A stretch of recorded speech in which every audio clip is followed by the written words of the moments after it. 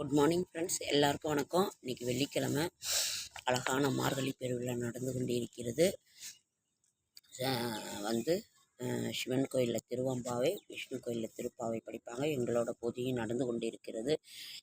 சபரிமலை நடைபாதை பயணமும் நடந்து கொண்டு இருக்கிறது. இன்றைக்கு வந்து நாம் ஒரு முக்கியமான இது பார்க்கலாம். 27/12/2024 மார்கழி மாதம் 12ஆம் நாள். இன்னைக்கு டிசம்பர் மாதம் வெள்ளிக்கிழமை வந்து துவாதசி திதி. இன்றைக்கி வந்து துவாதசி திதி. நல்லைய ஆழ்வார் திருநகரி ஸ்ரீ நம்மாழ்வார் புறப்பாடு ஸ்ரீ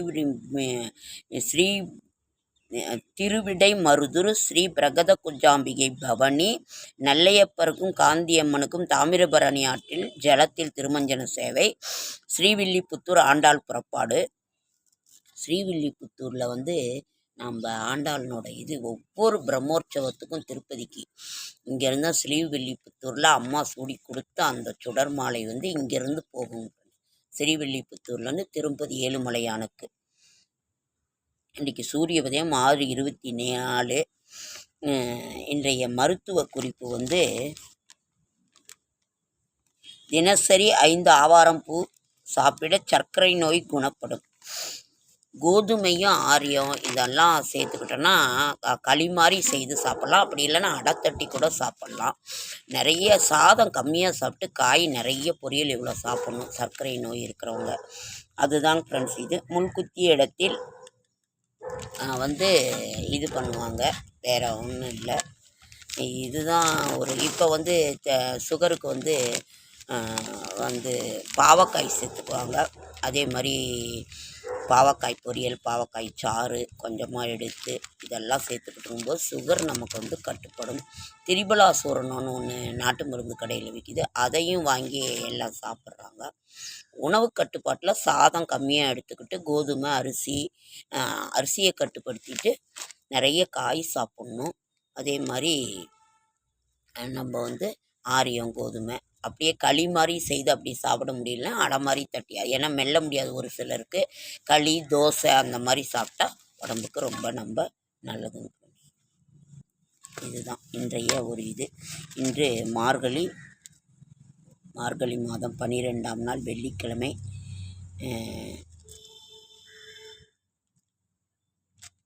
துவாதசி காஞ்சி பரமகுரு ஆராதனை. அகண்ட துவாதசி ஹரிவராசம் 7:10 காலை.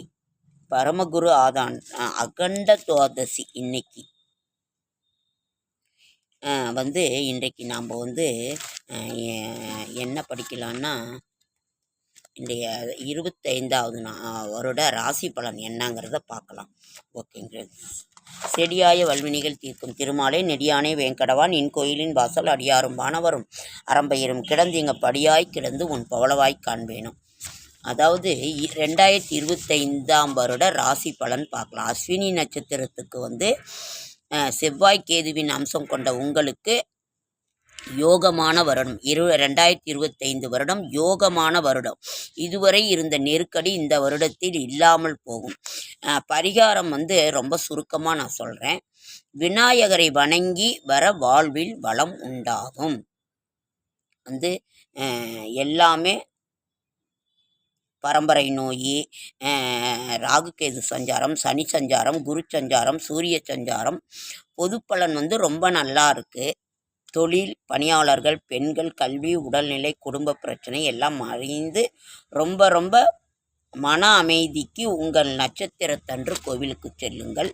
விநாயகரை வழிபாடு பண்ணுங்க. அஸ்வினி நட்சத்திரத்துக்காரங்க வந்து விநாயகரை வழிபாடு பண்ணுங்க. 2வது வந்து பரணி நட்சத்திரத்துக்காரங்க வந்து பரிகாரம் துர்க்கையை வழிபட வாழ்வில் முன்னேற்றம் உண்டாகும். ரொம்ப நல்லா இருக்குது. துர்க்கையை வழிபாடு பண்ணுங்க.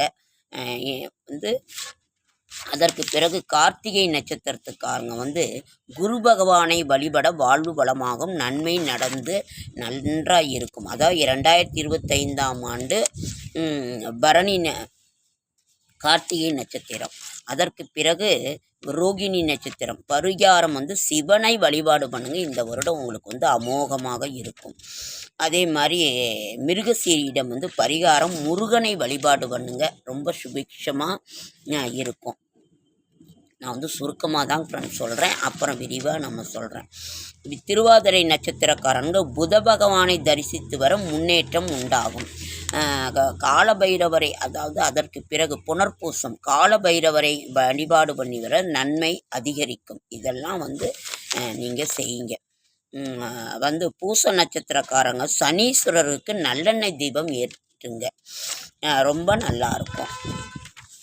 ஆயில்ய நட்சத்திரம் வந்து மகாவிஷ்ணுவை வழிபாடு பண்ணுங்க. ஆயில்ய நட்சத்திரம் வந்து மகாவிஷ்ணுவை வழிபாடு பண்ணுங்க, ரொம்ப நல்லாயிருக்கும். 2025 பலாபலன்கள். மகம் நட்சத்திரம் வந்து பைரவர் சிவபெருமானை வழிபட ரொம்ப நல்லாயிருக்கும். அதே மாதிரி பூரம் நட்சத்திரக்காரங்க வந்து பெருமாளை வழிபட நன்றாக இருக்கும், பலன் தரும். நம்ம வந்து தூங்கி எழுந்த உடனே இந்த மாதிரி ஒரு சுவாமிக்கு வந்து ஒரு விளக்கு போட்டு அந்த தெய்வத்தை வழிபாடு பண்ணுங்கள். உத்திரம் மீனாட்சி அம்மனை வழிபாடு பண்ணுங்கள், ரொம்ப நல்லாயிருக்கும். அஸ்த நட்சத்திரக்காரங்க விநாயகருக்கு அருகம்புல் சாற்றி வழிபாடு பண்ணுங்கள், ரொம்ப நல்லாயிருக்கும். இந்த வந்து இதற்கு வரைக்கும் அஸ்த நட்சத்திரம் ஒரு 2025 இது வந்து ரொம்ப நல்லாயிருக்கு. அஸ்தம்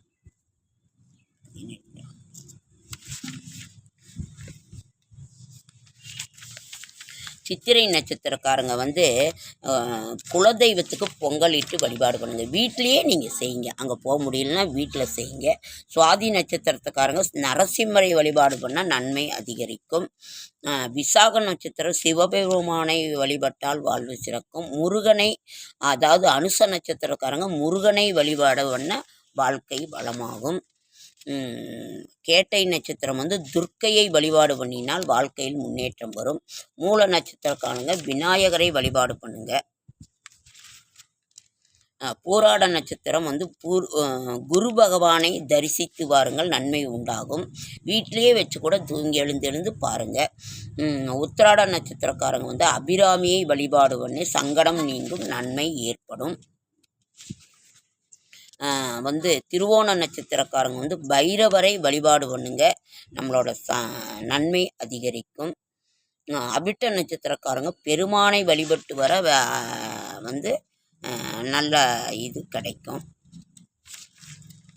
அதற்கு பிறகு சதய நட்சத்திரக்காரங்க சிவபெருமானை வழிபாடு பண்ணுங்க, நன்மை பல மடங்கு அதிகரிக்கும்.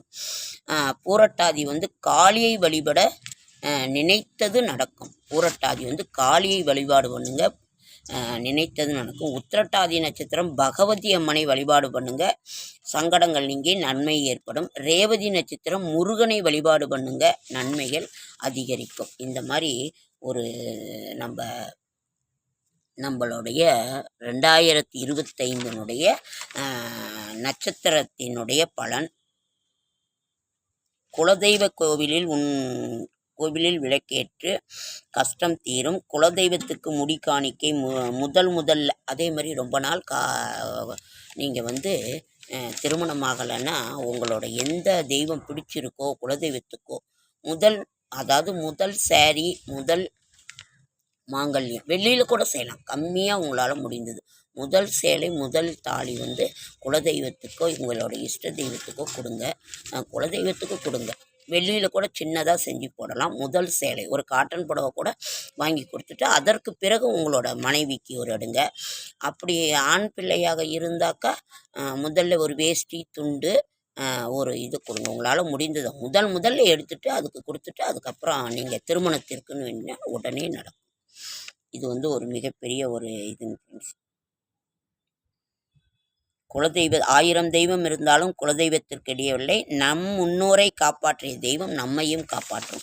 நமது முன்னோர் வழிபாடு அமாவாசை அன்னைக்கு அவங்கள நினைத்து நீங்கள் வழிபாடு பண்ணிங்கனாவே போதுமானது. ரொம்ப விரிவாக இருக்குங்க ஃப்ரெண்ட்ஸ். நம்ம ஒன்றும் நான் நாளைக்கெல்லாம் உங்களுக்கு நல்லா விரிவாக கொடுக்குறேன். இன்றைக்கி இதாகிடுச்சு.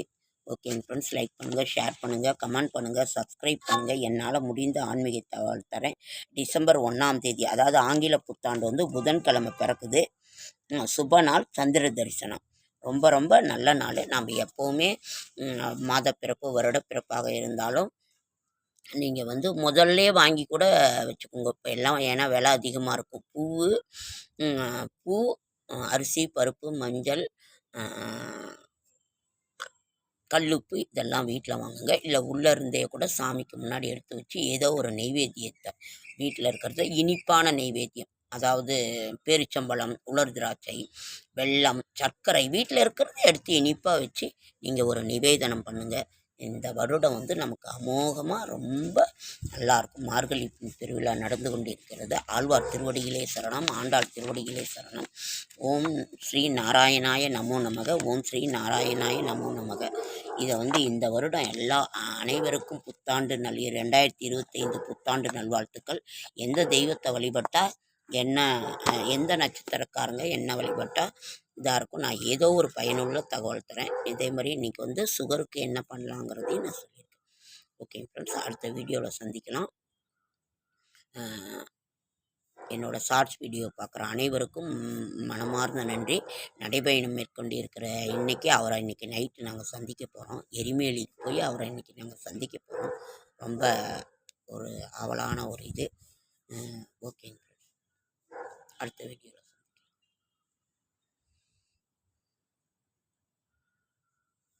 இந்த நட்சத்திரத்துக்காரங்க இதை நினைத்து வீட்டிலேயே வழிபாடு பண்ணுங்கள். முடிந்தால் கோயிலுக்கு போயிட்டு வாங்க, ரொம்ப நல்லாயிருக்கும். 2025 இது வந்து நான் ஏற்கனவே பலாபலன்கள் கொடுத்துருக்கேன், எத்தனை பர்சன்டேஜ் அதையும் நீங்கள் செய்யுங்க. ஓகே ஃப்ரெண்ட்ஸ், அடுத்த வீடியோவில்